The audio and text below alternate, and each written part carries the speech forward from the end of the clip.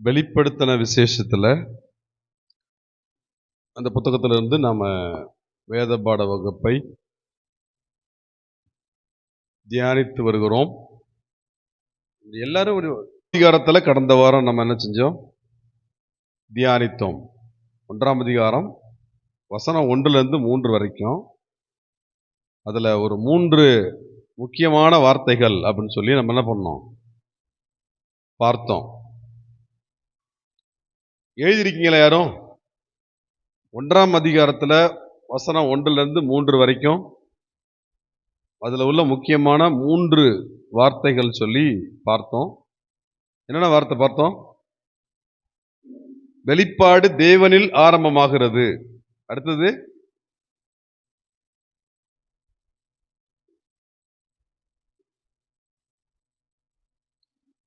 சொல்லுங்க.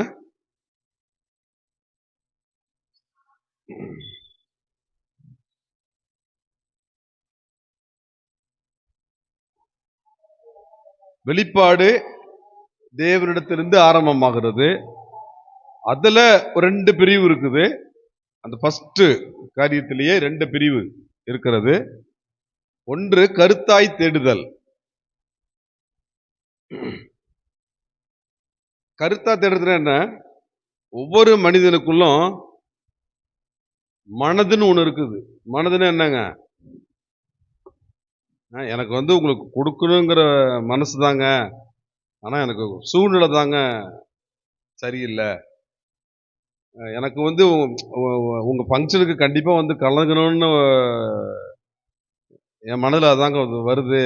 ஆனா அன்னைக்கு பார்த்து எங்க பையனுக்கு எக்ஸாமுங்க, நானும் கூட போக வேண்டியிருக்குதுங்க. அதான் அந்த மனது. அது எப்படிதான் இந்த டயத்தெல்லாம் வர முடியுதுன்னு எனக்கு தெரியல. எல்லாரும் என் டயத்தை எடுத்துக்குங்க.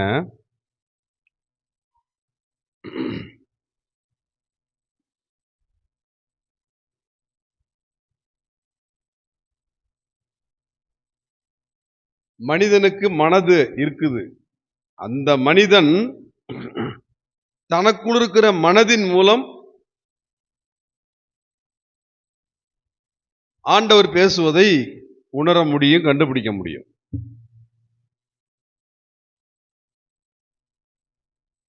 ஆண்டவர் எப்படி பேசுவாரு? நமக்குள் இருக்கிற அந்த மனதின் மூலமாக தானே செய்றாரு, பேசுறாரு. ஒரு வார்த்தையை கேட்கும்பொழுது கர்த்தர் நம்மோடு பேசுகிறத நமக்கு கண்டுபிடிக்க தெரியணும். ஒரு வசனத்தை வாசிக்கும் போது வாசிச்சாலே கொஞ்சம் யோசிக்கணும். அப்ப கர்த்தர் நம்மோடு பேசுறாரா இல்லையா என்று ஈஸியா கண்டுபிடிக்க முடியும். சிந்திச்சு பார்க்கணும். சிந்திக்காத சோம்பேறிக்கு ஆண்டவர் கருத்துக்களை கொடுப்பதில்லை. சிந்திக்காத சோம்பேறிக்கு ஆண்டவர் கருத்துக்களை கொடுப்பதில்லை. சிந்திக்காத சோம்பேறியோடு கர்த்தர் பேசுவதில்லை. எல்லாம் சிந்திப்பாங்க, ஆவிக்குரிய காரியங்களை மட்டும்தான் சிந்திக்கிறது கிடையாது நிறைய பேர். அதுல அடுத்தது பார்த்தோம், அதாவது வெளிப்பாடு தேவனில் ஆரம்பமாகிறது. அதுல ஒரு காரியம் கருத்தாய் தேடுதல், இன்னொரு காரியம் பயபக்தியோடு காத்திருத்தல். பயபக்தியோடு காத்திருத்தல். கர்த்தருடைய பிள்ளைகள் நல்ல ஜபத்தோடு, நல்ல ஒரு தியானத்தோடு அமர்ந்திருக்கும் போது, காத்திருக்கும் போது கர்த்தருடைய சத்தியத்தை கர்த்தர் வெளிப்படுத்துகிறது நம்ம கண்டுபிடிக்க முடியும். சங்கீதத்துல ஒரு வசனம் இருக்கிறது, நீங்கள் அமர்ந்திருந்து, சத்தமா சொல்லுங்க, நீங்கள் அமர்ந்திருந்து நல்ல பிரியாணியையும், நல்ல பீஃபு, நல்ல சிக்கன், நல்ல இந்த மாதிரி பிரியாணி எல்லாம் சாப்பிடுங்க அப்படி எழுதியிருக்குது. என்ன எழுதிருக்குங்க? நீங்கள் அமர்ந்திருந்து வாயை திறக்காம கம்முன்னு உட்காந்துருங்க அப்படி எழுதியிருக்குதா? வாயை திறக்காதவங்கள விசுவாசியாவே பார்க்க முடியாது. சரியே தவிர வாயை முதல்ல பேசணும். கெட்ட பழக்கம் அதெல்லாம். எத்தனை வாட்டி சொல்றது? முதல்ல வாயை திறக்கணும். சரியோ தவறோ சொல்லுங்க. தேவன் என்று எனக்கு கேட்காதனாலதான் திருப்பி கேட்டுட்டு இருக்கிறான். நீங்க எந்த பாபான்னு சொன்னா எனக்கு என்ன தெரியும்? சொல்றது சத்தமா சொல்லிட்டீங்கன்னா எனக்கு புரியும். நீங்கள் அமர்ந்திருந்து நானே என்றீங்க, அப்புறம் போனேன் என்றீங்க. நான் என்ன பண்றது? சத்தமா சொல்லுங்க. நானே தேவன் என்று அறிந்து கொள்ளுங்கள். அந்த இடம் தெரியாதனாலதான் கொஞ்சம் சத்தம் கம்மியாகுது. வேற ஒண்ணும் இல்லை, அது எனக்கு தெரியும்.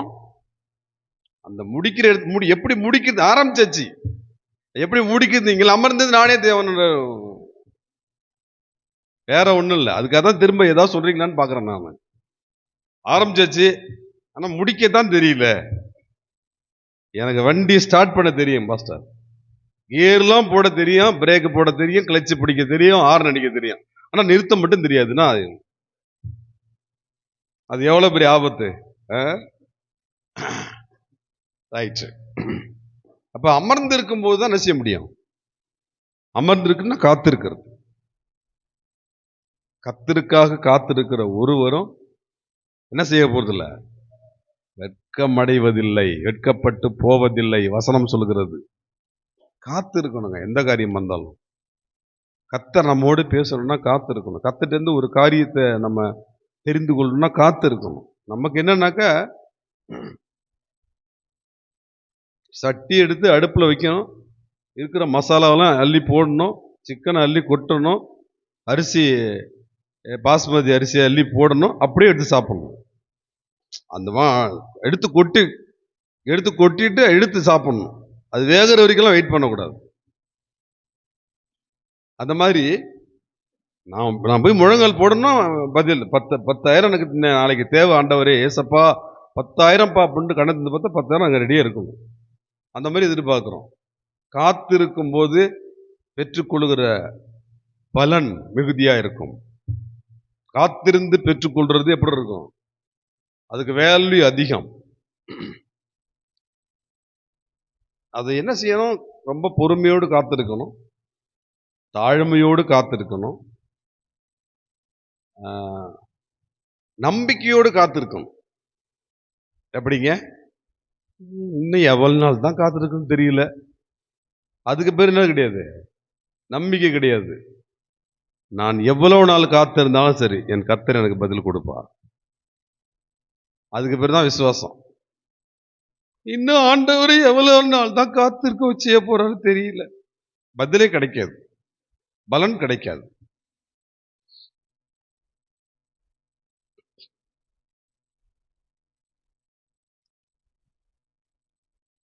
இப்ப வெளிப்பாடு இந்த 1 3 வசனங்கள்ல முக்கியமான 3 வார்த்தைகள்ல ஒரு வார்த்தை என்னது? வெளிப்பாடு தேவனில் ஆரம்பமாகிறது. அதுலதான் 2 சப் பாயிண்ட்ஸ் பார்த்தோம். அந்த முக்கியமான 3 வார்த்தைகள்ல ஒரு வார்த்தை வெளிப்பாடு தேவனில் ஆரம்பமாகிறது. 2வது வார்த்தை ஆண்டவர் வெளிப்பாட்டை இயேசு கிறிஸ்துவுக்கு கொடுக்கிறார். இந்த முதல் 3 வசனங்கள் நம்ம தியானிச்சுட்டு இருக்கிறோம். ஆண்டவர் வெளிப்பாட்டை இயேசு கிறிஸ்துவுக்கு கொடுக்கிறார்.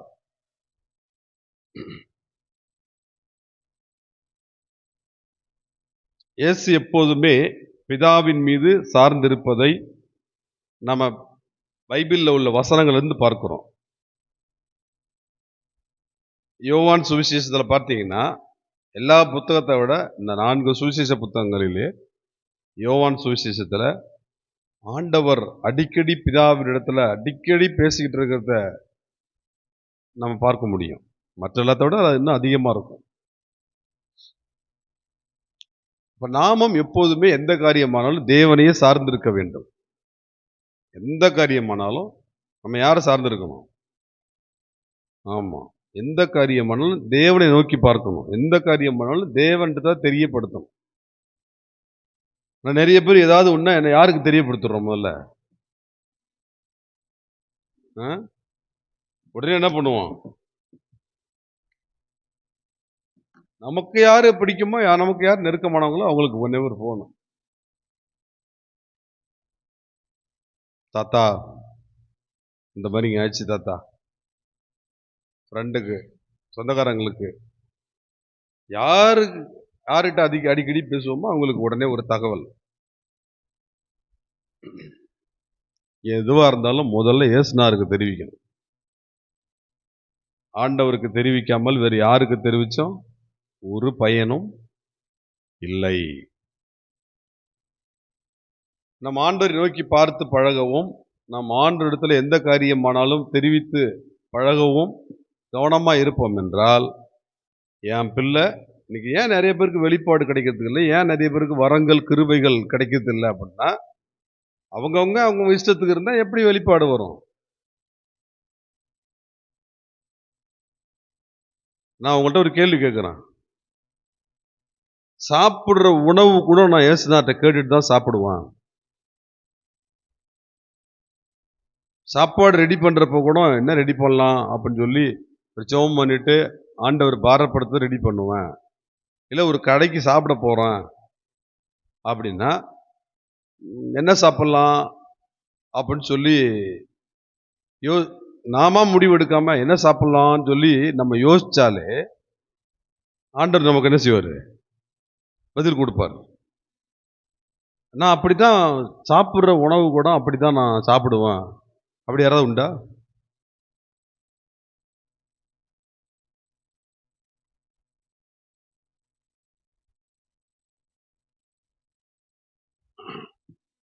கடந்த வியாழக்கிழமை அன்னைக்கு ஜெபம் முடிஞ்சிட்டு நான் கடைக்கு சாப்பிட்றதுக்கு போனோம். தோசை மாவு இருக்குது, நான் தோசை ஊத்துறேன்னுச்சு. இல்லை நான் கடையில் சாப்பிட்றேன் அப்படின்னு சொல்லிட்டு எனக்கு கடத்தர் போகிற வேலை இருந்ததுனால மாவு காலையில் அந்த கடையிலேருந்து வாங்கிட்டு வந்த மாவு அதில் உப்பு போட்டிருக்கா போடலையானா எனக்கு அதில் ஈடுபாடு கிடையாது. முதல்ல அன்னைக்கு தான் மாவே நான் வாங்கிட்டு வந்திருக்கிறேன். அதுக்கு முன்னாடி யார்கிட்டயாவது போகிறாங்க வாங்கிட்டு சொல்லுவாங்க. அப்போ உப்பு போட்டிருக்காங்களா போடலையான்னு சொல்லி எடுத்து வச்சு பார்த்தோம், உப்பு அதிகமாக இருந்துச்சு. அதனால உப்பு அதிகமாக இருக்கு, எனக்கு வேணாம், நான் கடையில் அதுதான் காரணம். கல்ல சாப்பிட்டதுக்கு முக்கிய காரணம் அதுதான். எனக்கு மனதில் ஒன்றை சாப்பிடணும் போல தோணுச்சு. ஆனா நான் என்ன பண்ணேன், அதை விட்டுட்டு வேற ஒன்று சாப்பிட்டான். சரியான வயிற்று வலி. அப்ப அது எனக்கு ஒத்துக்காது அப்படின்னு சொல்லி ஆண்டவருக்கு தெரியுது.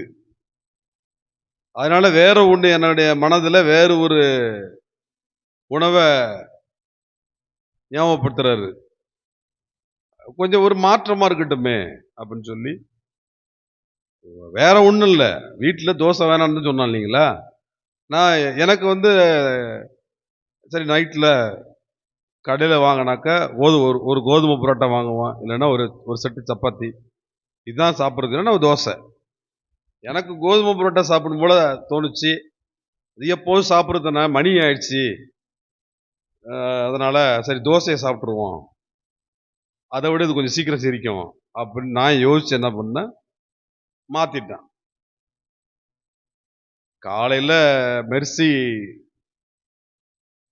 ட்ரெயின் வந்துட்டு இருக்குது, போன் அடிக்குது, அப்போதான் எந்திரிக்கிறோம். எந்திரிச்ச பிறகு பயங்கர வயிற்று வலி. நீங்க வந்துடுறீங்களா என்னன்னு கேக்குது. நான் வந்துடுறேன்னு சொல்லிட்டான். ட்ரெயின் கடலூர்ல வந்துட்டு இருக்குது. அதுக்கு பிறகு பார்த்தீங்கன்னா ஒரு 1/2 மணி நேரம் சச்சான வலி, தாங்க முடியல. என்னென்னமா பண்ணுது. சரி என்னால முடியல, நான் வரலன்னு சொல்லிடுவோன்னு இருந்தேன், நினைச்சிட்ட முடிவு பண்ணிட்டேன். ஆனா டைம் இருக்குதே, கடலூர் தானே ட்ரெயின் வருது, கொஞ்சம் பொறுமையா இருப்போம், கடைசியா கூட சொல்லிக்கலாம் அப்படின்னு சொல்லிட்டு அமைதியா ஸ்தோத்திரம் பண்ணிட்டே இருந்தான். 1/2 மணி நேரத்துக்கு பிறகுதான் அந்த வயிற்று வலியை நின்றுச்சு. பெரும்பாலும் இந்த மாதிரி சாப்பிட்ற விஷயத்துல எனக்கு ஆசைப்படுறது சாப்பிட மாட்டான், மனதுல அதை மாத்தி சாப்பிட்டா வயிற்று வலி. அதான் நான் சொல்ல வரேன். புரியுது என்ன சொல்றது?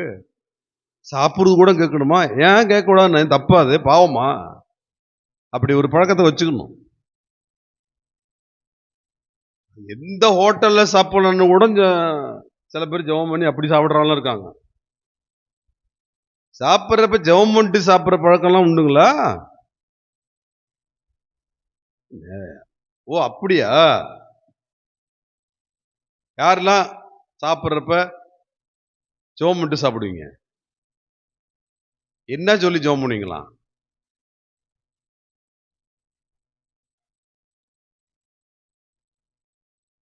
என்ன சொல்லி ஜெபம் பண்ணீங்க சாப்பிட்றப்ப?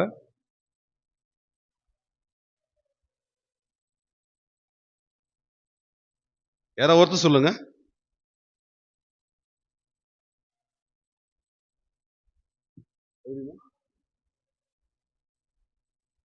ஆண்டவரே, இந்த ஆகாரத்தை கொடுத்தீங்களே நன்றி. இந்த உணவு கூட இல்லாம எவ்வளவு பேர் இருக்காங்க. அவங்க எல்லாம் விட்டுட்டு நான் சாப்பிட்றேன், இது நியாயமா?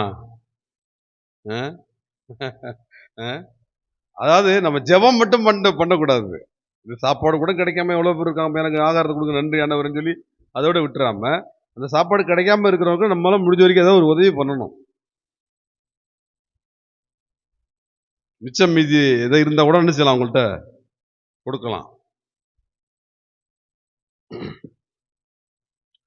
அவங்களுக்கு கொஞ்சம் சாப்பாடு கூட சமைச்சு என்ன செய்யலாம்? நம்ம ரெடி பண்ணி கூட அந்த மாரி யார் இருக்காங்களோ கொடுக்கலாம் நம்ம.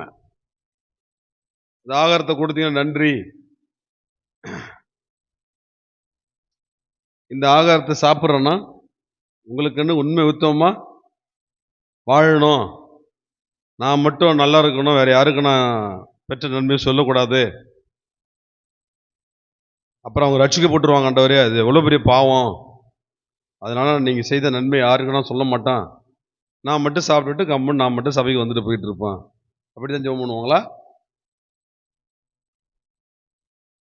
இந்த ஆகாரத்தை சாப்பிட்றேன்னா, உமக்கென்று உண்மை உத்தமமாய் வாழ்ந்து உங்களுக்காக பயன்பட உதவி செய்யுங்க. இப்ப பயன்படனா வீட்டுக்குள்ளேயே உட்காந்து பயன்பட முடியுமா? மகாராணி, மகாராஜா மாதிரி உட்காந்துக்கிட்டு வெளியில போகணும். ஆ. மகாராஜா, மகாராணிலாம் நம்ம குடும்பத்துல வச்சுக்கணும். ஏசுநாட்டை வச்சுக்கக்கூடாது. நீங்க எங்க எங்க ஊர்ல கேட்டு பாருங்க. எங்க அம்மா வந்தாங்கன்னா கேட்டு பாருங்க. எங்க வீட்டுல உள்ள நாங்க எல்லாருமே, எங்க அப்பா அம்மாலாம் பக்கத்துல சித்தப்பா வீடு, அந்த வீடு எல்லாத்துக்கும் போவாங்க. எங்க வீட்டுல உள்ள நாங்க எல்லாருமே, பிள்ளைங்க எல்லாருமே எங்க வீட்டை தாண்டி யார் வீட்டுக்கும் போய் பழக்கம் கிடையாது. போக மாட்டோம். நாங்க உண்டு வேலை உண்டு, எழுதுறது, படிக்கிறது, அதோட போயிடும். பக்கத்துல இருக்க அந்த தெரு ஃபுல்லாவே எல்லாம் எல்லாம் எல்லாம் ஒரே குடும்பம் தான். ஆனா யார் வீட்டுக்கும் போக வேண்டிய வேலை கிடையாது, போறது கிடையாது. அப்படியே பழகிட்டோம். ரட்சிக்கப்பட்ட பிறகு ஒரு வீடு விடாம போய் உட்காந்து சுவிசேஷம் சொன்னான். அவங்களுக்கு எல்லாருக்கும் ஆச்சரியம், என்னடா அது யார் வீட்டுக்கும் வரவும் மாட்டாங்க இந்த வீட்டு பசங்க, எல்லா வீட்டுக்கும் ஏன் ரட்சிக்கப்பட்ட பிறகு என்ன வேலை நமக்கு? அப்படியே உட்காந்துக்கிட்டு வச்சு இன்னும் வெல்ட் பண்ணிட்டாங்க நம்மளை. யாராவது இருக்கிற இடத்த விட்டு நகராம இருக்கிறதுக்கு கிளம்பணும். அப்புறம் எப்படி ஆசீர்வாதம் வரும் நம்ம குடும்பத்துக்கு? கிளம்பி போகணும். கிடைக்கிற நேரம்லாம் கிளம்பி போகணும். நிறைய பேர் கிடைக்கிற நேரம் திங்கிறது, தூங்குறது, உடம்ப கெடுத்துக்கிறது. ஆமா, அது ரெண்டையும் சரி பண்ணா போதும். இப்ப நான் வர்றதுக்கு ஒரு 1/2 மணி நேரம் ஆச்சு. நான் பேசாம எல்லாம் கூடி ஜெபம் பண்ண சொல்லட்டுமா அப்படி கூட யோசிச்சான். முடியவே முடியல. அவ்வளவு டயர்டு, தூங்கல. நீ மேல யாரும் வந்தீங்கன்னா தெரியும். மேல யாரும் வந்தாங்களே ஹோம் மினிஸ்டரா, தூங்கல. ஐயா நல்லா தூங்கிட்டு ரெஸ்ட் எடுத்து வர அந்த பேச்சுக்கு நமக்கு வேலையே கிடையாது. வலி, சஜ்ஜான வலி, கால் வலி. ஒரு நாளும் தூங்குறது முன்னெல்லாம் சொல்லி நான் 3 மணி நேரம் 4 மணி நேரம் தூங்குறது பெரிய விஷயம். இப்பெல்லாம் 2 மணி நேரமா ஆயிடுச்சு. இப்போ அந்த மாதிரி ஆயிடுச்சு. கால் வலி, சஜ்ஜான வலி. மெர்சியை விட்டு காலெல்லாம் பிடிச்சி விட சொன்னோம். அதுக்கப்புறம் முகத்தை கழுவிட்டு கிளம்பி வர்றோம். சாப்பிட்றதுக்கும் தூங்குறதுக்கும் நமக்கு நேரம் இல்லை.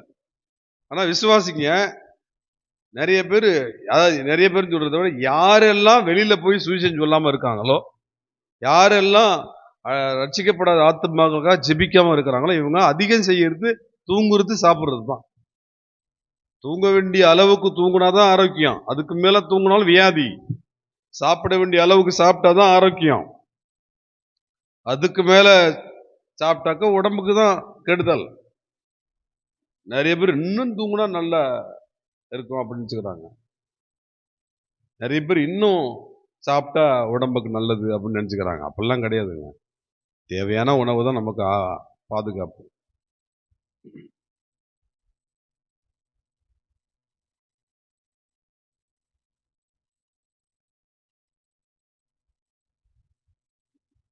மூன்று முக்கிய வார்த்தைகள். அது மூன்று முக்கிய வார்த்தைகள் அப்படின்னா, நான் சொல்றது எல்லாமே சப்பாயின்ஸா சொல்றேன். முதல் வார்த்தை என்னது? வெளிப்பாடு தேவனில் ஆரம்பமாகிறது. அடுத்து 3, இயேசு தூதர் மூலம் யோவானுக்கு வெளிப்பாட்டை கொடுக்கிறார். வெளிப்பாடு யோவானுக்கு எப்படி கிடைக்கிறது? தூதர் மூலம் கிடைக்கிறது. பழைய ஏற்பாட்டில் மோசே நியாயப்பிரமாணத்தை தேவனுடைய கரத்திலிருந்து நேரடியா பெற்றுக்கொள்றாரு.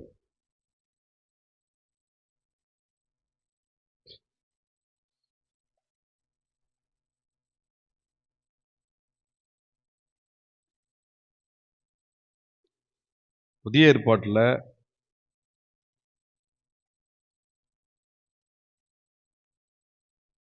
கலாத்தியர் 3:19 படிங்களா?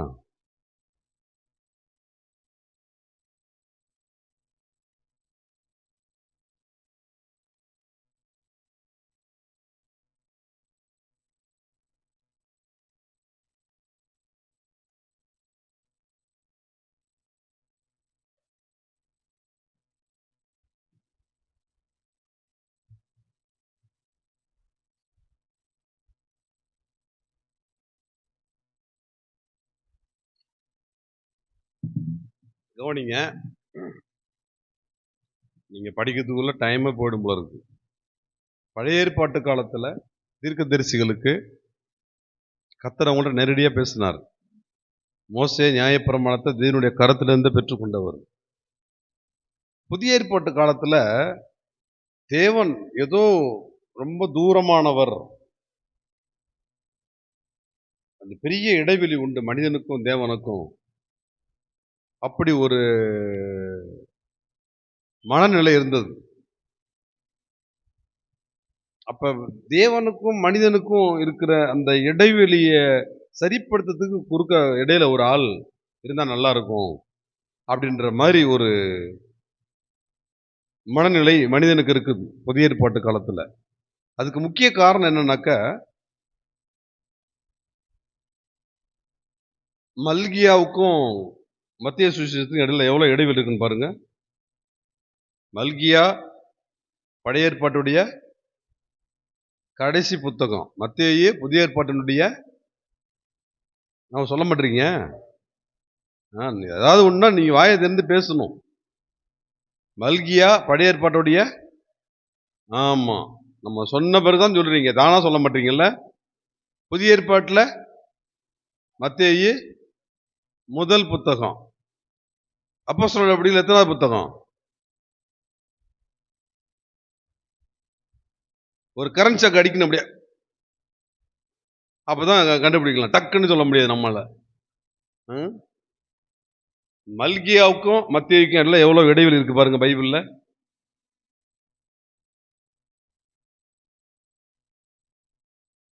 எவ்வளவு இருக்குது பார்க்கலையா நீங்க? யாரும் பார்த்துட்டு கம்முன்னு உட்காந்துருக்கீங்களே. மல்கியாவுக்கும் மத்தேயுக்கும் இடைவெளி எவ்வளவு இருக்கு பாருங்க பைபிள்ல.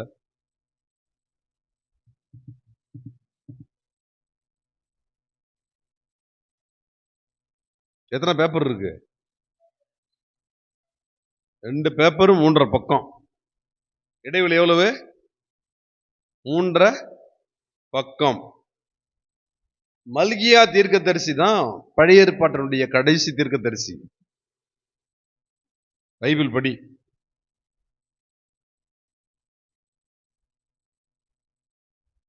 புதிய ஏற்பாட்டில் இயேசு கிறிஸ்து வாழ்க்கை ஆரம்பிச்ச பிறகுதான் புதிய ஏற்பாடு. இதுல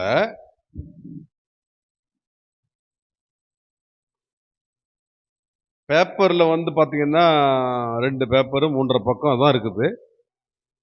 ஆனால் இடைப்பட்ட வருடங்கள், மல்கியாவுக்கும் மத்தேயுக்கும் இடைப்பட்ட வருடம் ஏறக்குறைய 400 ஆண்டுகள். 400 ஆண்டுகள். அதான் 2 பேப்பர் இருக்கு, 4 பக்கம். ஒரு பக்கத்துக்கு 100 100 அப்படி வச்சுக்க வேண்டியது. 400 ஆண்டுகள். இதுல 400 வருடம் தீர்க்கதரிசியே கிடையாது. அதுக்கு பிறகுதான் புதிய ஏற்பாட்டு காலம் ஆரம்பிக்குது. அப்ப அந்த இடைப்பட்ட 400 ஆண்டுகள் ஒரு பெரிய இடைவெளி இருந்ததுனால, தேவனுடைய சத்தத்தை யாரும் கேட்காததுனால, தேவன் மனிதனுக்கு ரொம்ப தூரமானவர். மனிதர்கள் தேவன் கிட்டக்க போக முடியாது. மனிதர்கள் தேவனுடைய வார்த்தையை சத்தத்தை கேட்க முடியாது. அது ஒரு பெரிய இடைவெளி. அப்பன்னா அந்த தேவனுக்கும் மனிதனுக்கும் இடையில யாராவது ஒரு மீடியேட்டர். மீடியேட்டர்னா யாருங்க? சொல்லுவாங்கல்ல, இவங்க தான் மீடியேட்டரா அப்படின்னு கேட்பாங்க. அவங்க யாரு? மீடியேட்டர்னா என்ன?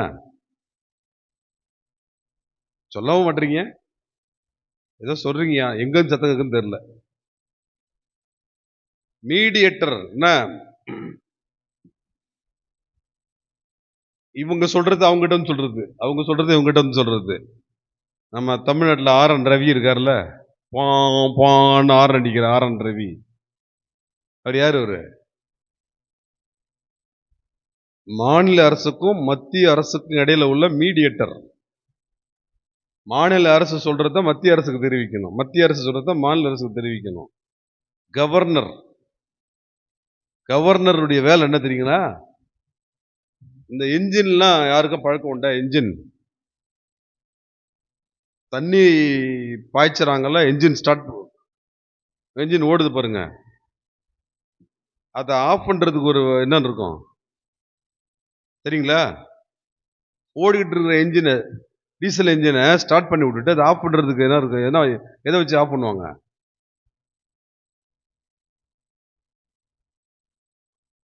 ஸ்டார்ட் பண்றது சாவியால ஸ்டார்ட் பண்ணுவாங்க. ஓடிக்கிட்டு இருக்கிற என்ஜினை எப்படி ஆஃப் பண்ணுவாங்க? சாவினா ஸ்கூட்டியை சொல்றீங்க நீங்க, ஸ்கூட்டி பைக்கு சொல்றீங்க நீங்க. அதுக்கு பேர் தான் கவர்னர். என்ஜின்ல, அந்த என்ஜின்ல அதுக்கு பேர் கவர்னர். கவர்னர்னா அந்த என்ஜினை நிர்வாகம் பண்றது அதுதான். அந்த மாதிரி மத்திய அரசுக்கும் மாநில அரசுக்கும் இடையில ஒரு நடுவர், ஒரு மத்தியஸ்தர். அந்த மாதிரி தேவனுக்கும் மனிதனுக்கும் இடையில ஒரு நடுவர் தேவை அப்படின்னு உணர்ந்தாங்க. அப்படிப்பட்ட காலகட்டத்தில் தான் ஆண்டவர் இயேசு கிறிஸ்து பூமிக்கு வருகிறார்.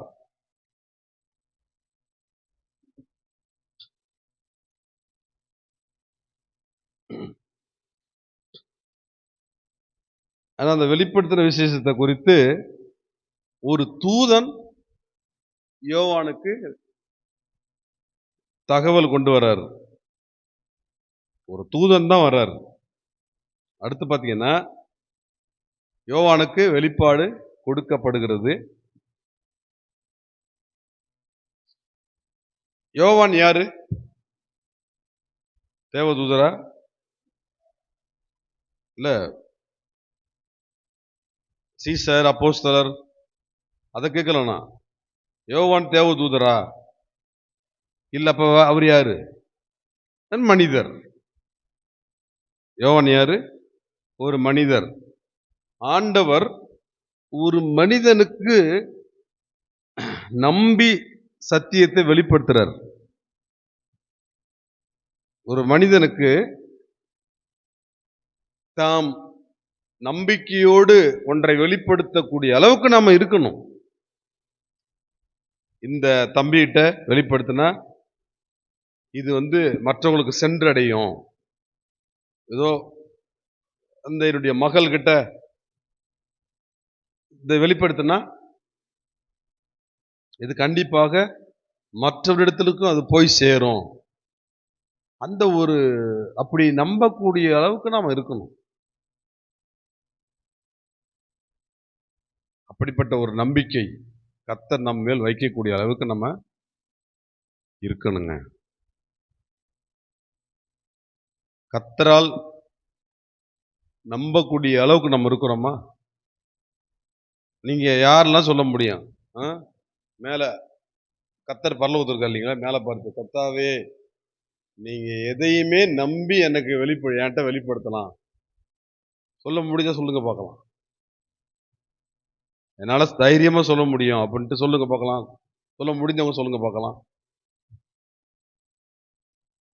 எந்த காரியத்தையும் என்கிட்ட நீங்க என்ன செய்யலாம்? நம்பி வெளிப்படுத்தலாம் ஆண்டவரே. என்ட்ட நீங்க வெளிப்படுத்தலாம். சொல்லுங்க பார்க்கலாம். யாரெல்லாம் சொல்ல முடியும்? சொல்லுங்க பார்க்கலாம்.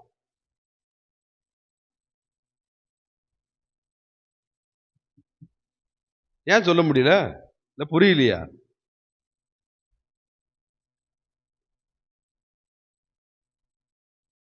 எல்லாத்துக்கும் கம்முன்றீங்க எனக்கு ஒண்ணும் புரியாது.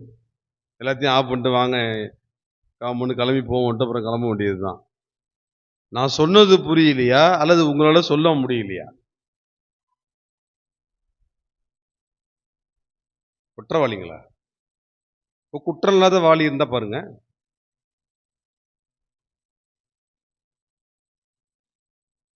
ஆண்டவரே, என்னை நம்பி நீங்க எதையும் என்கிட்ட வெளிப்படுத்தலாம்.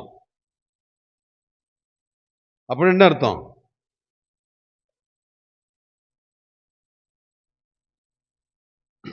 ஒரு உதாரணத்துக்கு ஒரு விசுவாசி எல்லார் பார்வைக்கும் நல்ல விசுவாசி மாதிரி தெரியுது. ஆனா அங்க யாருக்கும் தெரியாம தனிப்பட்ட வாழ்க்கையில பயங்கரமா பெரிய குடிகாரரா இருக்காரு. வெளில யாருக்கும் தெரியல. கர்த்தர் பார்க்கிறாரு. இப்போ யாருக்கோ நீங்க என்ன நம்பி நீங்க வெளிப்படுத்தலாம் ஆண்டவரே அப்படின்னு சொல்றோம்ல. இப்ப எனக்கு அவர் வெளிப்படுத்தணும்னு வச்சுக்கங்களேன். என்னை நம்பி அவர் வெளிப்படுத்தணும் அப்படின்னா, இப்ப என்கிட்டக்க வெளிப்படுத்துறாரு. சொப்பனத்து மூலமோ, தரிசனத்து மூலமோ, இவர் ரொம்ப நல்லவரு நீங்க நினைச்சிட்டு இருக்கீங்க. ஆனா இவர் ஒரு மோசமான குடிகாரரு அப்படின்னு வெளிப்படுத்துறாரு. இப்ப நான் அடுத்து என்ன செய்யலாம்?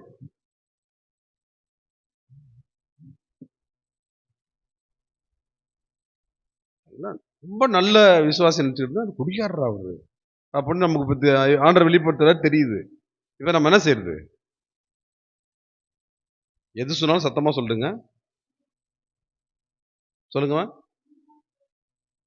உண்மையா சோதிச்சு பார்க்குறாரா? வேற? சொல்லுங்களேன். சீக்கிரமா சொல்லுங்களேன். நீங்க வாய திறக்காம ஒண்ணும் செய்ய முடியாதுங்க.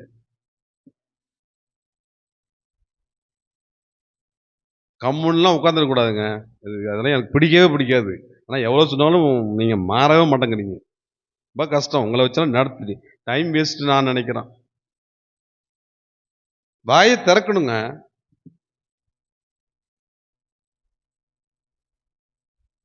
சாஞ்சாடம்மா சாஞ்சாடு. உட்கார்ந்தது வலிக்கும் கொஞ்சம் கஷ்டமா இருக்கிறதுனால அப்படியே இப்படி ஆடுறது, அப்படி ஆடுறதா? வாய திறந்து கொஞ்சம் பேசுங்க.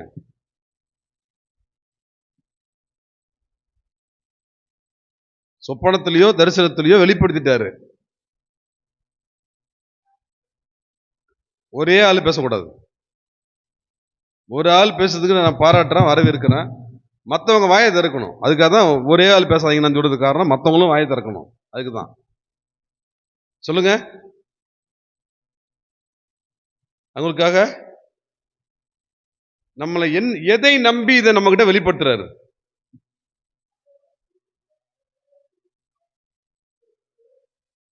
நமக்கு வெளிப்படுத்துறாருன்னா நம்ம அதை போய் சொல்லி தெரியுமா அந்த பிரதர் பாக்குறதுன்னா நான் டாப்பா இருக்காரு ஆளு, பெரிய குடிகாரர் அவரு, கர்த்தர் வெளிப்படுத்துறாரு அப்படின்னு சொல்லி அடுத்தவங்கள்ட்ட போய் சொல்ல மாட்டீங்க.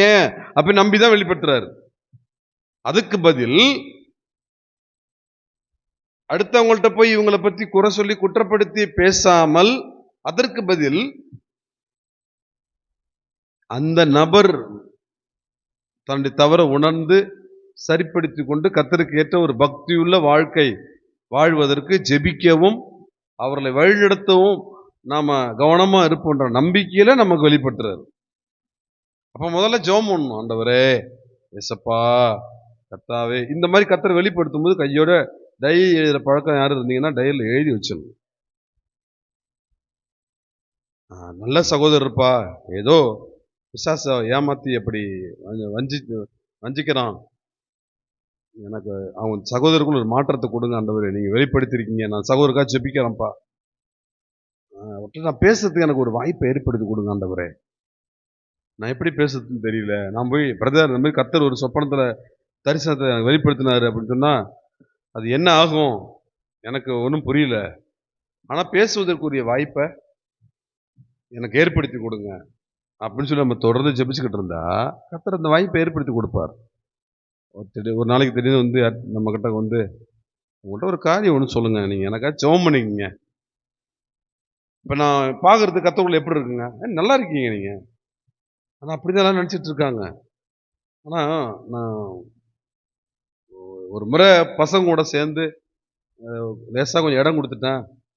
அது என்னை போட்டு டெய்லி குடிச்சுக்கிட்டு என்னை போட்டு பாடா படுத்துது. அதுலேருந்து என்னால் மாறவும் முடியல. நான் அதுலேருந்து வெளியில வர முடியல. எனக்கு விடுதலை இல்லை. நான் அந்த அந்த எனக்கு அந்த குடிப்பழக்கத்தை நான் விரும்பி செய்யல. எனக்காக ஜெபம் பண்ணுங்க. இப்போ அவங்க வாயாலே வரும், இங்க வாங்க பிரதர், நான் உங்களுக்காக டெய்லி ஜெபம் பண்ணிட்டு இருக்கிறேன். இந்த பாருங்க டைரியில் எழுதி வச்சிருக்கேன் பாருங்க, கர்த்தர் எனக்கு வெளிப்படுத்தினார் உங்களுக்காக ஜெபிக்கும்படி. அப்ப சொல்லும்போது அவங்களுக்கு எப்படி இருக்கும்? பரவாயில்லையே, ஆண்டவர் உங்ககிட்ட வெளிப்படுத்தினாரா? அப்ப ஆண்டவர் மேல இன்னும் நல்ல ஒரு நம்பிக்கை வரும். அப்ப ஆண்டவர் நம்ம நேசிக்கிறாரு, நம்மளை வெறுக்கல, நமக்காக ஜெபிக்கும்படி அதை வெளிப்படுத்தியிருக்காரு. அப்ப ஒரு நம்ம மாற முடியும், நம்ம ஆண்டவர் மாற்றுவார். அது வரைக்கும் ஒரு கேள்வியோடு இருந்திருப்பார். இதெல்லாம் நடக்கும். இதெல்லாம் நடக்கும் எப்ப? கர்த்தர் நமக்கு வெளிப்படுத்தும் போது. நான் உங்ககிட்ட ஒரு கேள்வி கேட்கிறேனே, ஆண்டவர் உங்ககிட்ட ஏதாவது சொப்பனத்துல தரிசனத்துல வெளிப்படுத்தினா சொல்லுங்களாம். இன்னொரு மைக் இருந்தா நல்லா இருக்கும். நான் ஒரு சொப்பனம் கண்டேங்கய்யா. ஒரு மாடு அப்படியே நடந்து போயிட்டு இருக்குங்கய்யா. ஆனா அந்த மாட்டுக்கு 2 கால் தான் இருந்தது. அது அப்படியே கிழக்க போச்சு, அப்புறம் கிழக்கேந்து தெற்க போச்சு, அப்புறம் தெற்கேந்து வடக்க போச்சு, அப்புறம் வடக்கேந்து மேற்க போச்சு. அப்படியே ஒரு கடல் பக்கம் போச்சு. கடல் அலையெல்லாம் தாண்டி நடந்து போயிட்டே இருந்தது. ஒரு படகு வந்தது. அந்த படகுக்கு அப்புறம் ஒரு பெரிய கப்பல் வந்தது. கப்பலுக்கு மேலே ஒரு ஃப்ளைட் வந்தது. மேகம் வந்தது. அப்படியே கடல் அலை அதிகமாக அடிச்சுது. ஒரு சூறாவளி மாதிரி தெரிஞ்சது. இந்த மாதிரி பெணாத்திர சொப்பனம் இல்லை நான் சொல்றது. நிறைய பேர் சொப்பனம்னா எதையாவது சொல்லிட்டு இருப்பாங்க. அவங்க சும்மா போட்டு பெணாத்தல்லாம் சொல்லிட்டு இருப்பாங்க. கர்த்தர் ஒரு சொப்பனத்தை காட்டினார்னா அதுல பொருள் இருக்கும். கர்த்தர் ஒரு தரிசனத்தை காண்பித்தார்னா அதுல ரகசியம் இருக்கும்.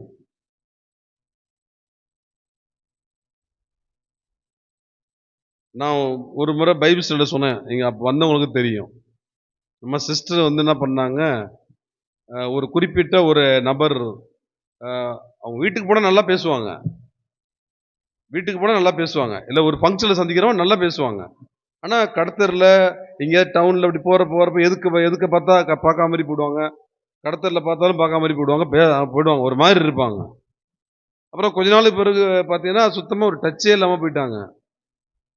அப்போ சிஸ்டர் ஒரு சொப்பனம் கண்டு சொன்னாங்க, ஏங்க அந்த ஒரு குறிப்பிட்ட பிரதரை வந்து நம்மெல்லாம் பார்த்தா பேச மாட்டாங்கல்ல, அவங்க வந்து ஒரு ஆளை அழைச்சிக்கிட்டு வந்து ஜெபம் பண்ணிட்டு போனாங்க. அப்போ ஆண்டவர் அவங்களுக்குள்ள ஒரு நல்ல ஒரு மாற்றத்தை கொடுத்துட்டு நாங்கள் என்ன சொப்பனம்னு கேட்டான். ஒரு ஆளை அழைச்சிட்டு வந்தாங்க. அந்த ஆளை கொண்டு வந்து உங்ககிட்ட கொடுத்து இவருக்கு வந்து திமிர்வாத வியாதி இருக்குது, இவருக்கா ஜெபம் பண்ணுங்க அப்படின்ட்டு சொன்னாரு. அப்பதான் டக்குன்னு அதுக்கு என்ன பொருள் அப்படின்றது ஆண்டவர் டக்குன்னு சொல்றாரு. அவர் வந்து யாரோ ஒரு திமிர்வாதம் உள்ள ஆள் அழைச்சு வந்து என்ன செய்யல, ஜெபம் பண்ண வரல. தனக்குள் இருக்கிற அந்த திமிர்வாதக்காரனை இந்தாங்க என்னை விட்டு அகற்றி போடுங்க, இனிமே நான் ஏட்டி பூட்டியா இருக்க மாட்டேன், நான் மாதிரி திமிர்த்தனமா இருக்கிறேன், திமிர் பிடிச்ச மாதிரி இருக்கிறேன், இனிமே அப்பெல்லாம் இருக்க மாட்டேன் அப்படின்னு சொல்லி அவர் ஏதோ தன்னை அர்ப்பணிச்சிருக்காரு. அப்பருக்குள்ள ஒரு மாற்றம் ஏற்பட்டிருக்கு. அதை தான் ஆண்டவர் வந்து சொப்பனத்துல காட்டிருக்காரு அப்படின்னு சொன்னான். ஓஹோ அப்படியான்னு யோசிச்சுட்டு இருந்தாங்க. ஒரு 2-3 நாள் கழிச்சு இப்படி கடத்திட்டு போறான். ஆசர் கர்த்தருக்கு ஸ்தோத்திரம், நல்லா இருக்கீங்களா? 2-3 நாள் அதுக்கப்புறம் எங்கேயோ பார்க்குறோம், ஸ்தோத்திரம் பாஸ்டர் நல்லா இருக்கீங்களா? அதுக்கு முன்னாடி அப்படி இருக்கவும் மாட்டாங்க. அப்போதான் ஓஹோ நீங்க சொன்னது கரெக்டு தாங்க, முன்னெல்லாம் கண்டுக்கவும் மாட்டாங்க, இப்போ தானாவே கூப்பிட்டு பேசுறாங்க. அப்போ ஒரு சொப்பனம்னா அதுக்கு ஒரு அர்த்தம் இருக்கும், அதுல ஒரு பொருள் இருக்கும். சொப்பனமா இருந்தாலும் தரிசனமா இருந்தாலும் சும்மா அப்படியே போன ஒரு கொடி வளர்ந்தது, அப்படியே அது போய் தண்ணிக்குள்ளே இறங்குனது, தண்ணிக்குள்ளே இருந்து அந்த கொடிக்கு பதில் ஒரு பெரிய மரம் வந்தது. அந்த மரத்தை இருந்து அப்படியே மீன் கொட்டுனுச்சு கீழே. இந்த மீனெல்லாம் பொறுக்கிட்டு வந்து நாங்கள் சமைச்சு சாப்பிட்டோம். சாப்பிட்டு முடிச்ச பிறகு ஐசியூவில் போய் இருந்தோம். எதையாவது அப்படியே பிணத்துற மாதிரி இருக்கக்கூடாது. அதெல்லாம் சும்மா தொல்லையின் திரட்சியினால் சொப்பனம் பிறக்கிறது அப்படின்னு சொல்லி வசனம் இருக்குது. அது எதோ அர்த்தம் இல்லாது, அதெல்லாம் கர்த்தர் கொடுத்ததுன்னா அது அர்த்தம் இருக்கும். ஆண்டவர் எதுவானாலும் நம்ம கிட்ட நம்பி, இப்போ பைபிள் படிக்கிறீங்கல்ல, ஒரு வசனத்தை படிக்கிறீங்க, அதுல இருந்து அதனுடைய ரகசியத்தை உங்களுக்கு ஆண்டவர் கற்றுக் கொடுக்குறாரு. அப்படின்னா ஏன் கற்றுக் கொடுக்குறாரு? எதையோ நம்பி உங்களுக்கு கற்றுக் கொடுக்குறாரு.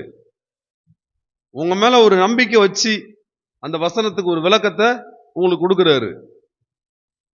ஏன், என்ன நம்பி?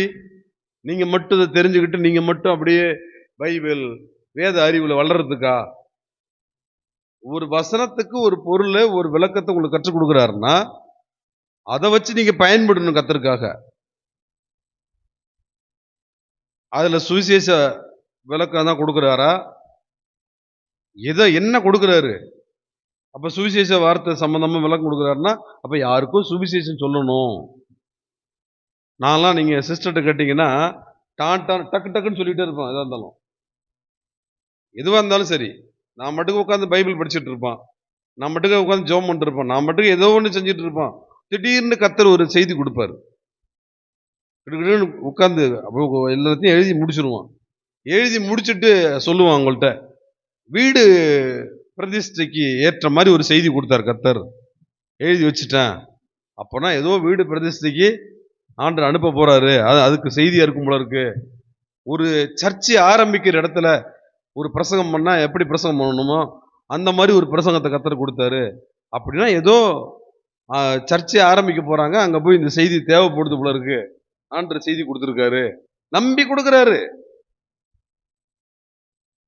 நம்பி கொடுக்குறாரு. அந்த மாதிரி பார்த்தீங்கன்னா அடுத்து ஒரு தகவல் வரும். சர்ச்சு ஒன்று ஆரம்பிக்கிறாங்க, நீங்க தான் செய்தி கொடுக்கணும் அப்படிம்பாங்க. வீடு பிரதிஷ்டை நீங்க தான் செய்தி கொடுக்கணும் அப்படிம்பாங்க. அப்ப எங்க இருந்து யார் கூப்பிட போறாங்கன்னே தெரியாது. ஆனா கர்த்தர் செய்தி முன்னாடியே கொடுத்துருவாரு, எழுதி வச்சுட்டு நான் சொல்லுவான் கூப்பிட்டு.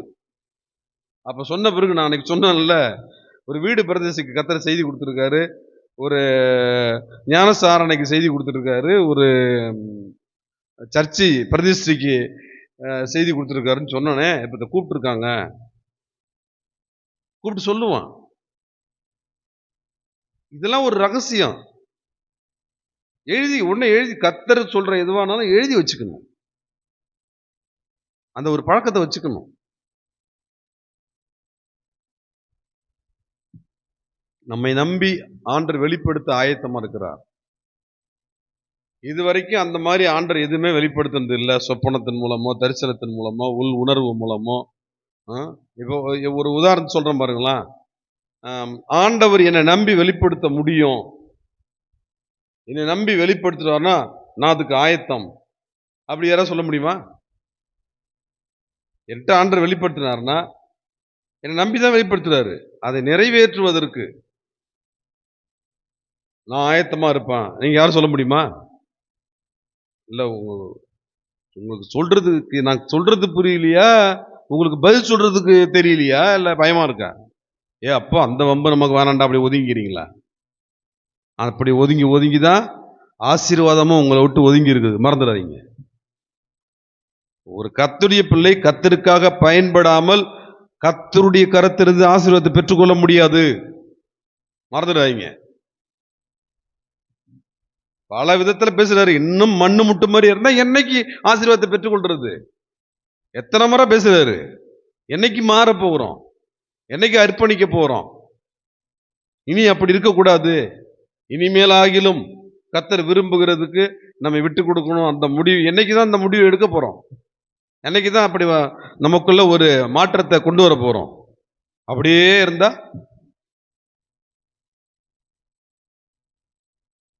என்னிடத்துல ஆண்டவர் சொப்பனத்தின் மூலமோ தரிசனத்தின் மூலமோ ஒரு காரியத்தை வெளிப்படுத்தினால் அதை நிறைவேற்றுவதற்கு இனி வரும் நாட்களில் நான் ஆயத்தமாயிருப்பேன். யார் சொல்ல முடியும்?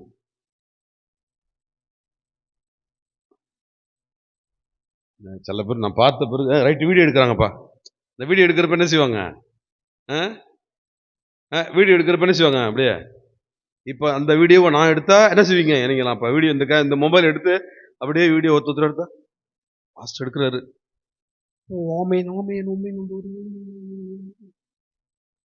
பயபக்தியா இருப்பீங்க. அது ஒரு பயபக்தியா இருக்கிற மாதிரி அது ஒரு நடிப்பு. எப்போதும் பயபக்தி இருக்கிறவங்க இருந்துட்டு தான் இருப்பாங்க. அதனால அவங்களும் சொல்லல. பயபக்தி இருக்கிற மாதிரி நடிக்கிறாங்களா அவங்களும் சொல்லிட்டு இருக்கான். இதுவே வீடியோ எடுக்கிறது பிரவீன் வச்சுக்கீங்க, இல்ல துர்கேஷ்னு வச்சுக்கீங்க, இல்ல அட்சியான்னு வச்சுக்கீங்க, இல்ல ரோஸ்லின்னு வச்சுக்கீங்க. அப்ப இதுங்களுக்கு ஃப்ரெண்ட் இருப்பாங்க. பிரவீனுக்கு அது துர்கேஷுக்கு ஃப்ரெண்டுங்க இருப்பாங்க. வீடியோ எடுக்கிறப்ப என்ன பண்ணுது? அப்படி ஒண்ணு பால் போடுறது கிரிக்கெட்.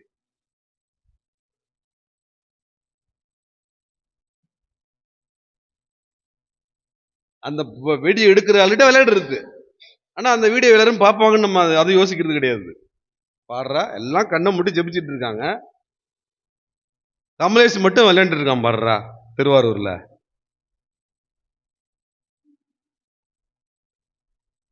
ஹரி எடுத்தாப்புல வீடியோ. ஹரி கிட்ட அப்படி ஒரு விளையாட்டு கட்டுறாரு தம்பி. அது ஜாலியா போயிடுச்சு. ஆனா எல்லாரும் பார்ப்பாங்கல்ல, ஏன் இவன் மட்டும் போட்டிருக்கான்னு நினைப்பாங்கல்ல.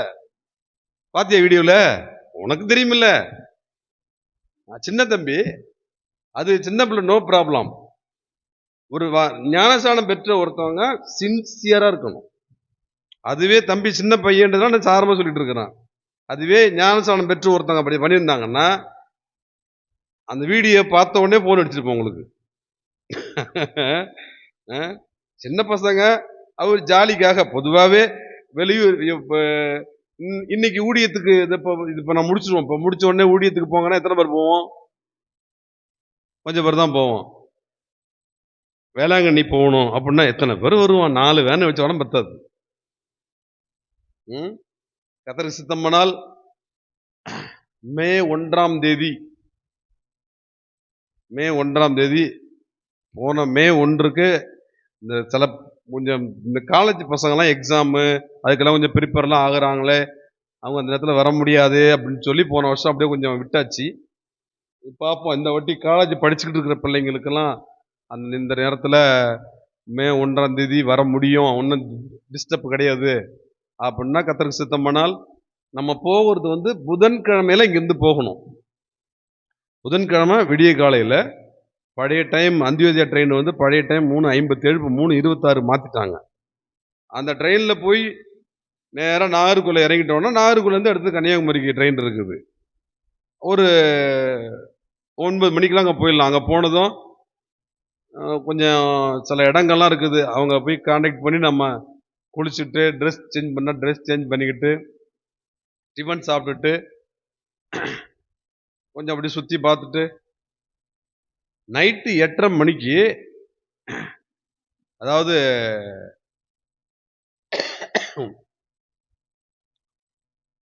சாரி புதன்கிழமை வியாழக்கிழமையில போகணும். வியாழக்கிழமை விடிய கால கிளம்பிடணும். பகல் ஃபுல்லாக கன்னியாகுமரியில் இருக்க போகிறோம். நைட்டு 8:30 மணிக்கு கன்னியாகுமரி டு பாண்டிச்சேரி எக்ஸ்பிரஸ் ஒன்று இருக்குது. ரொம்ப பேருக்கு தெரியவே தெரியாது. நான் கன்னியாகுமரி போகிறப்பெல்லாம் அப்படி தான் போவோம். ரொம்ப பேருக்கு தெரியவே தெரியாது. கன்னியாகுமரியில் ஏறி ஒரு சீட்டில் ஒரு ஆள் நம்ம மட்டும் ஜம்முன்னு படுத்து தூங்கிக்கலாம். பாண்டிச்சேரி போகிற ட்ரெயின் நேராக மயிலாடுதுறை இறங்க வேண்டியது. எங்கேயும் ஏறிக்கிட்டு இறங்கிக்கிட்டு அந்த மாதிரி வேலையே கிடையாது. அந்த வியாழக்கிழமை அன்னைக்கு போனால் அப்படி ஒரு ப்ரோக்ராம் ஃபிக்ஸ் பண்ணி போகணும். பழைய டைம் 8:30, இப்போ டைம் மாற்றிருக்காங்க. 10 நிமிஷம் 15 நிமிஷம் கூடலாம் குறையலாம், அது பார்த்துக்கலாம், ஒன்றும் பிரச்சனை இல்லை. ஆனால் வியாழக்கிழமையில் ட்ரெயின் இருக்குது. நம்ம ரிட்டர்ன் ஒரே ட்ரெயினில் வர மாதிரி போகிறதும் ஒரு அடுத்து போய் நாகர்கோவில் இறங்கி அடுத்து ஒரு ட்ரெயின் மாறணும், அவ்வளோதான். ரிட்டர்ன் வரும்போது ஒரே ட்ரெயின் தான். ரிஸ்க் இல்லாமல் போயிட்டு ரிஸ்க் இல்லாமல் வந்துடலாம். ஜோம் பண்ணிக்கங்க முதல்ல. இந்த மாதிரி ஏதாவது ஒரு ப்ரோக்ராம்னாக்க எல்லாம் அது ஒரு என்டர்டெயின்மெண்ட் வந்துடுறாங்க. அதில் சில பேர் கொஞ்சம் என்ன செய்வாங்க, நானே திருவாரூருக்கு 2 வீலரில் வர்றதான் நான் சொல்லியிருந்தேன் அவர்கிட்ட. நான் 8:30 அங்கே இருப்பேன்னு சொல்லிட்டேன் அவர்கிட்ட. போய் முன்கூட்டியெல்லாம் ரெடி பண்ணுமென்னு சொல்லி நைட்டு படுக்கிறது எனக்கு ரொம்ப லேட் ஆயிடுச்சு.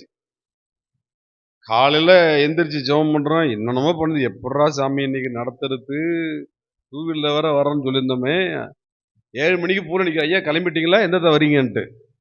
எனக்கு அதனால முடியல பிரதர், வண்டியே ஓட்ட முடியாது, யாராவது ஒருத்தவங்க அழைச்சிக்கிட்டு, ஹரி விஷ்ணு யாரையாவது அழைச்சிக்கிட்டு வந்துருங்கய்யா நீங்க. இல்ல இல்ல, அவங்க எல்லாம் வேன்ல தான் வருவாங்க, நான் வேன்ல வர விரும்புறது இல்ல. ஏன்னா நான் இல்லைன்னா கொஞ்சம் நிம்மதியா வந்துட்டு இருப்பாங்க எல்லாம். அதுக்காக தான் நான் எங்க காரைக்கால் போனப்போ அதே மாதிரி தான் நினைக்கிறோம். காரைக்கால் போனப்போ எனக்கு முடியல, வேன்ல தான் வந்தோம். அதுக்கு முன்னாடி கலைஞர் நகர்ல உள்ள விசுவாசிகள்லாம் காரைக்கால் ஒரு ப்ரோக்ராம் வச்சாங்க. என்கிட்ட கேட்டாங்க, பாஸ்டர் டூ வீலர் வந்துடுறீங்களா வேன்ல வந்தீங்களா அப்படின்னு கேட்டாங்க. நான் சொன்னேன், வேன்ல வந்தா கொஞ்சம் ரிஸ்க் இல்லாம வரலாம், எனக்கு ரிஸ்க் கிடையாது, ஆனா வேன்ல வர்ற மற்றவங்களுக்குலாம் ரிஸ்க். நான் வந்தா கொஞ்சம் ஃப்ரீயா ஜாலியா ஒருத்தருக்கு ஒருத்தர் கொஞ்சம் வருவாங்க. நான் வந்து உட்காந்துக்கிட்டா நடுவில் ஒரு நல்ல பம்பு உட்காந்தா எப்படி இருக்கும், அந்த மாதிரி ஆயிடும். அதனால நான் டூ வீலர் வந்து 2 டூ வீலர்ல போயிட்டேன் நான். அந்த மாதிரி வாங்க பாஸ்டர், நம்மலாம் வேன்ல போறப்ப நீங்க டூ வீலர் வந்துருங்க பாஸ்டர், அதான் சொல்ல வரீங்க? ஆமா, அதுலயே நிறைய பேர் பாஸ்டர் எந்த வேன்ல ஏறுறாங்க, இந்த வேன்லையா, அப்ப நம்ம அந்தாண்ட வேன்ல ஏறிக்கணும். அன்னைக்கு போற அன்னைக்கு நான் தான் நினைச்சேன், நான் கூட யார்கிட்ட குர்கேஷ் ஹரிட்டெலாம் யார்கிட்டயும் கேட்டேன் நினைக்கிறேன், அந்த வேன்ல யாரெல்லாம் இருக்காங்கன்னு கேட்டான். அந்த வேன்ல ஜென்ஸ் தங்கவேலு யாரோ 2 நீங்களா ஒருத்தர் 2 பேர் தான் சொன்னாங்க. சரி 2 பேராவது இருக்காங்க, 2 பேரும் 3 பேர் இருக்காங்க, நம்ம அங்க போயிடுவோம், பாஸ்ட் இந்த வேலை இருக்காங்க அங்க போனாங்க, நம்ம அங்க போடுவோம், இப்ப என்ன பண்ணுவான்னு பார்ப்போம்னு நினைச்சான். சரி வேணாம் பாவம் அப்படின்னு விட்டுட்டான். அப்படியே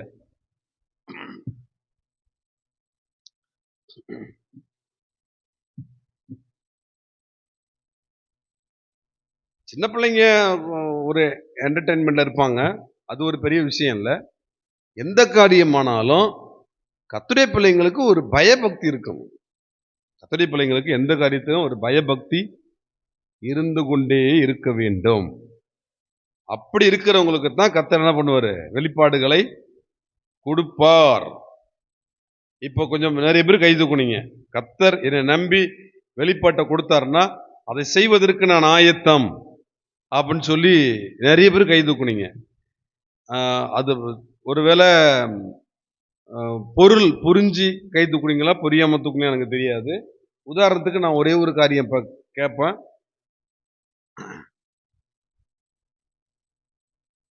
ஒரே ஒரு காரியம் கேட்பேன், அத யார் செய்வீங்க, எத்தனை பேர் கை தூக்குன்னு பார்க்குறோம். ராத்திரி 1:30 மணிக்கு நல்லா தூங்கிட்டு இருக்கீங்க, ராத்திரி 1:30 மணிக்கு ஒரு சொப்பனம். அந்த சொப்பனத்துல இப்ப குத்தாத்துல உள்ள நீங்க இருக்கிறது குத்தாத்துல இருக்கீங்க, உங்களுக்கு ஒரு சொப்பனம் வருது, மயிலாடுதுறையில யாருக்கோ ஏதோ ஒரு பிரச்சனை, நீங்க போனீங்கன்னா அவங்க அந்த பிரச்சனையில இருந்து காப்பாத்திடலாம். ஒரு தற்கொலைன்னு வச்சுக்கீங்களா, அவங்க வந்து பாட்டில் எடுத்து திறந்து இப்படி குடிக்க போறாங்க, நீங்க ஓடி போய் இதை தட்டி விட்டுறீங்க, அவங்க உடனே அழுது கத்தி கதறி அழுதுகிட்டு இருக்காங்க. நீங்க ஏன் எதுக்கு இப்படிலாம் பண்றீங்க, உங்களை வாழ வைக்கிறதுக்கு ஏசப்பா இருக்காரு, இப்படிலாம் ஒரு முடிவு எடுக்கிறீங்களே, உட்கார வச்சு அவங்கள்ட்ட ஆண்டவரை பத்தி சொல்லிட்டு இருக்கீங்க. இப்படி ஒரு சொப்பனம் 1:30 மணிக்கு. சொப்பனம் பார்த்த உடனே எந்திரிச்சு போய் அந்த நம்பர் யாருன்னு உங்களுக்கு தெரியுது, உங்களுக்கு தெரிஞ்ச நம்பர் தான், உடனே போயிடுவீங்களா? என்னை நம்பி வெளிப்படுத்திதான் நான் போவேன், நான் செய்ய ரெடின்னு சொன்னீங்கல்ல, இப்ப அப்படி ஆண்டவர் வெளிப்படுத்துறாரு, போவீங்களா?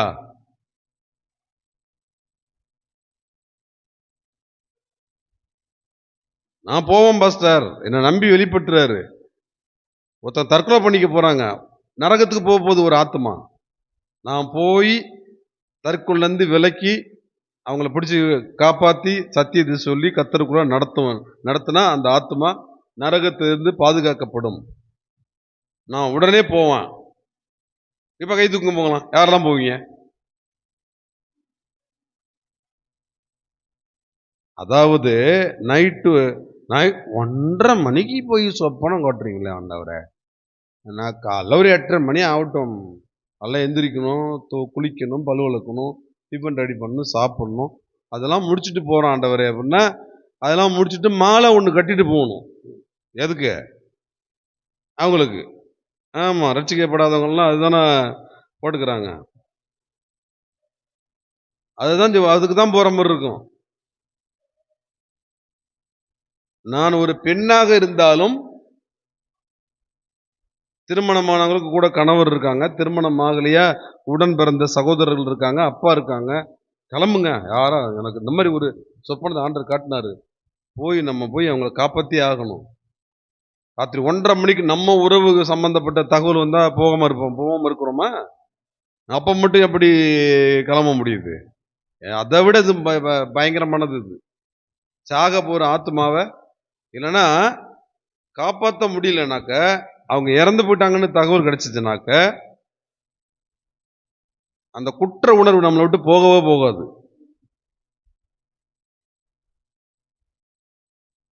இங்க ஏனோக்கு பிரதர்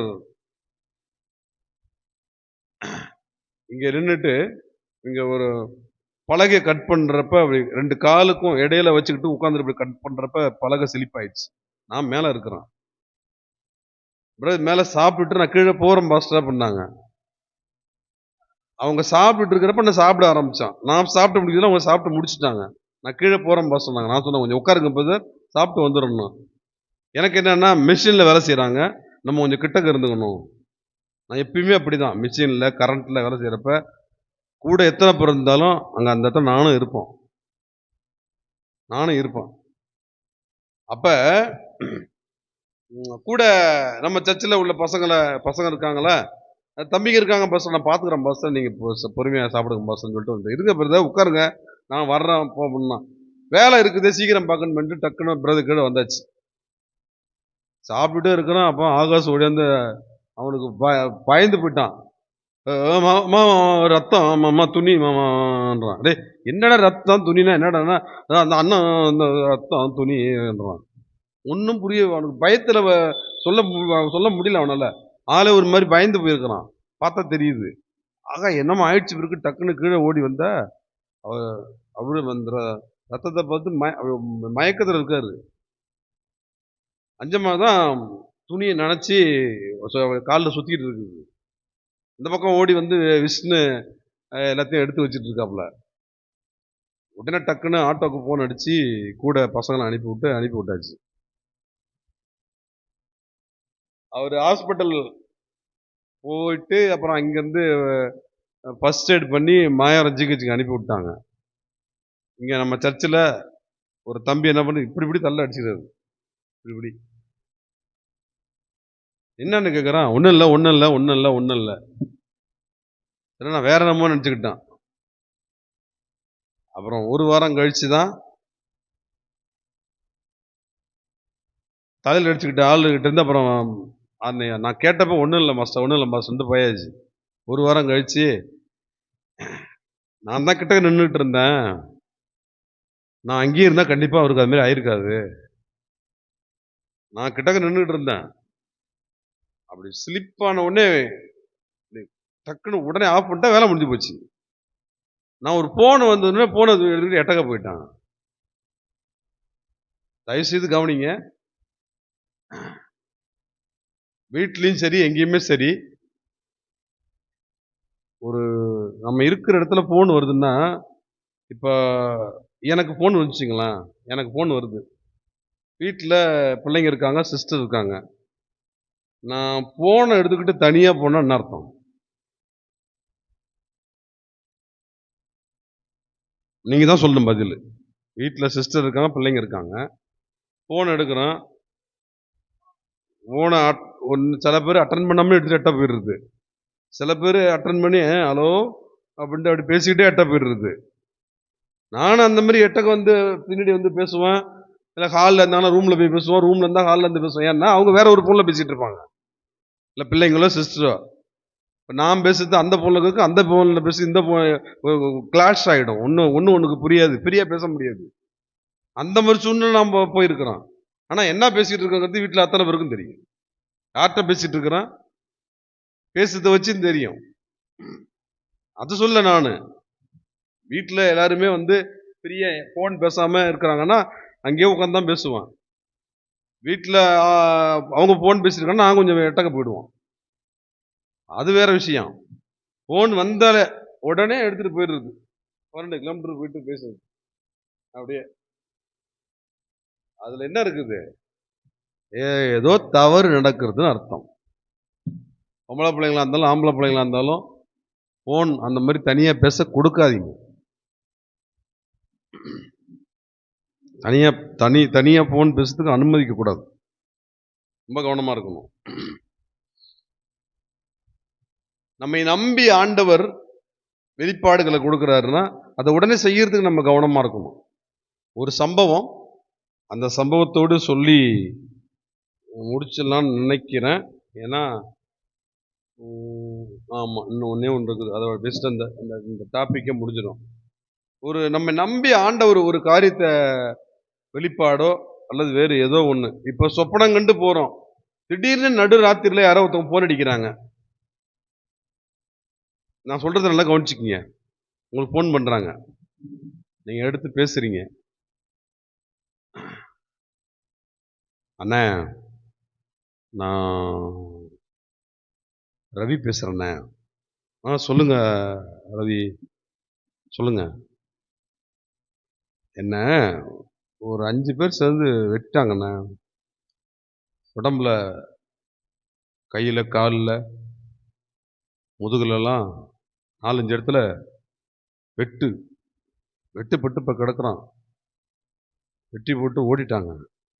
என்னை வந்து ஹாஸ்பிட்டலில் சேர்க்கணுண்ணே. ராத்திரி 1:30 மணிக்கு ஃபோன் பண்ணி கூப்பிட்றாங்க. கூப்பிடுற ஆளு யாரு? இப்போ யார் சொன்னா பேரு? ரவி. இந்த ரவி வந்து உங்களை வந்து எந்த நேரத்தில் உங்களை என்ன பண்ணலான்னு வாய்ப்பு தேடிட்டே இருக்காரு. இருந்தாலும் விடக்கூடாது. எப்போ பார்த்தாலும் ஏசுன்னு சொல்லிட்டு தொல்லை பண்ணிருக்காரு. நான் வச்சுக்க பாருங்க, அவன் என்ன பண்றான் பாருங்க, இந்த மாதிரி நம்மகிட்ட நேராக சொல்லிட்டு இருக்காரு உங்ககிட்ட. அந்த ஆள் ராத்திரி 1:30 மணிக்கு என்னை வெட்டிட்டாங்க, நான் வந்து ஹாஸ்பிட்டலில் இருந்து சேருங்கன்னு சொல்றாரு. என்ன செய்வீங்க? அவர் யாரு? உங்களை எப்ப காலி பண்ணலாம் அப்படின்னு காத்துட்டு இருக்காரு. உங்ககிட்டே சொல்றாரு, என்ன பண்றேன் பாருங்க, வாய்ப்பு வரட்டும் பாருங்க அப்படின்னு உங்ககிட்டே சொல்றாரு. அவரு ராத்திரி 1:30 மணிக்கு போன் பண்ணி உங்களை கூப்பிடுறாரு. என்னை வந்து ஹாஸ்பிட்டலில் சேருங்க, வெட்டி போட்டாங்க, நான் யாரையுமே கூப்பிட முடியாது, என்னை வந்து ஆஸ்பத்திரி கொண்டு போங்க அப்படின்னு சொல்றாரு. என்ன பண்ணுவீங்க? உங்களுக்கு என்ன தோணும்? அந்த மாதிரி ஆளு போன் பண்ண என்ன என்ன ஞாபகத்துக்கு வரும்? சொல்ல மாட்டீங்க. இது வந்து உண்மையா இல்ல இந்த மாதிரி சொல்லி நம்மளை வீட்டை விட்டு வெளில வர வச்சு காலி பண்றதுக்கு போன் பண்றாரா? சொல்ல மாட்டீங்க. அப்பா எது வந்தாலும் காலைல பார்த்துக்கலாம்ப்பா அப்படின்னு சொல்லுவீங்களா? நீங்க வந்து ஹாஸ்பிட்டல் சேர்த்தீங்கன்னா நான் காப்பாற்றலாம், நான் செத்து போயிடுவேன், ரத்தம் ஓடிக்கிட்டு இருக்குது அப்படின்னு சொல்றாரு. என்ன பண்ணுவீங்க?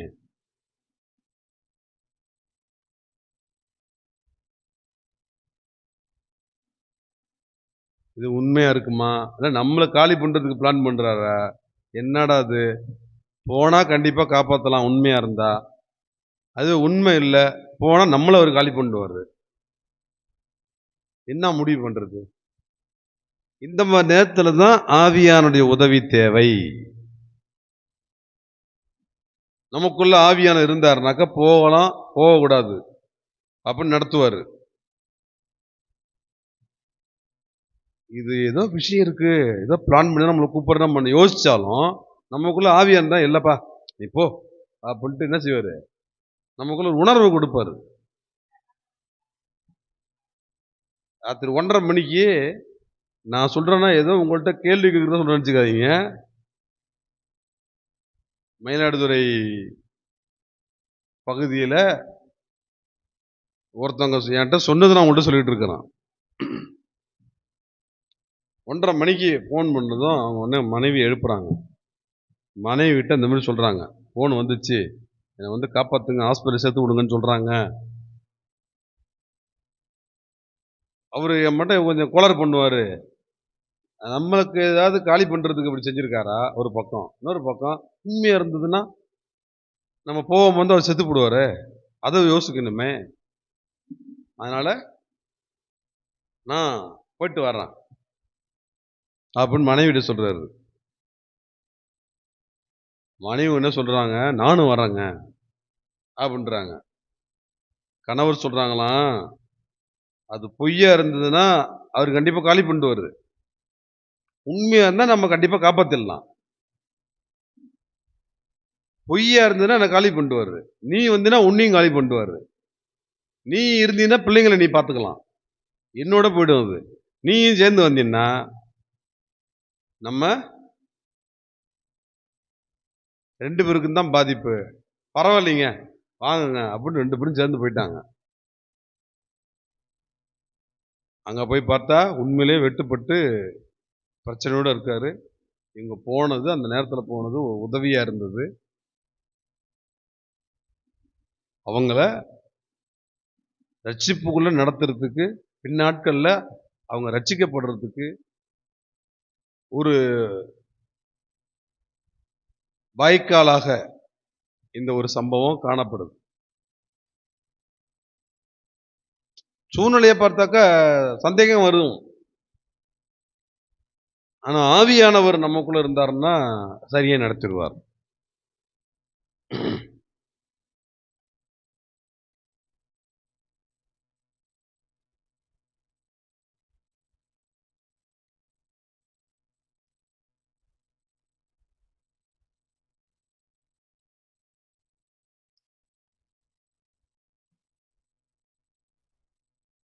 ரைட். ஜெபம் பண்ணுவாங்களா?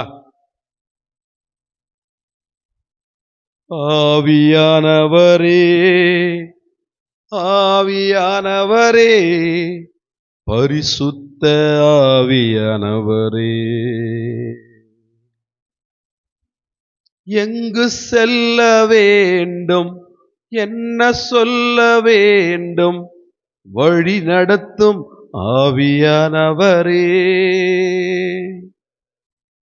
விருப்பம் இல்லாத இடங்களுக்கு செல்லாமல் தடுத்து நிறுத்தும் ஆவியானவரே, ஆவியானவரே, ஆவியானவரே, பரிசுத்த ஆவியானவரே, ஆவியானவரே, ஆவியானவரே, பரிசுத்த ஆவியானவரே. சொன்னோமா? கர்த்தாவே ஸ்தோத்திரையா, வெளிப்பாடுகளை என்னை நம்பி நீர் கொடுக்கக்கூடிய அளவிற்கு என்னை நான் கவனமாக வைத்துக்கொள்ள உதவி செய்யுங்கப்பா. நீ நம்பி வெளிப்பாடுகளை கொடுக்கும்போது அதை சரியாக நான் செய்வேன், கவனமாக இருப்பேன் என்று நீர் என்னை நம்பக்கூடிய அளவிற்கு என்னை நான் ஆயத்தப்படுத்திக் கொள்ள எனக்கு கிருபை தாங்கப்பா. ஏதோ பைபிள் ஸ்டடி, ஏதோ ஞாயிற்றுக்கிழமை வர்றோம் கேட்கிறோம் என்று இப்படி மேலோட்டமாக இல்லாமல் கேட்கிற காரியங்களை நம்முடைய வாழ்க்கையில் கை கொள்வதற்கு, கேட்கிற காரியங்களை நம்முடைய வாழ்க்கையில் அது கடைபிடிப்பதற்கு, வாழ்ந்து காண்பிப்பதற்கு நாம் கவனமுள்ளவர்களாக இருக்க வேண்டும். சோமனோமா, இன்னைக்கு இந்த பைபிள் ஸ்டடி மூலம் கர்த்தர் என்ன பேசினார் அதை ஆண்டவர்ட்ட அறிக்கையிடுவோம், ஒப்பு கொடுப்போம், அர்ப்பணிப்போம். ஆமென். அல்லேலூயா. ஆமென் லார்ட். ஸ்தோத்திரம் தகப்பனே.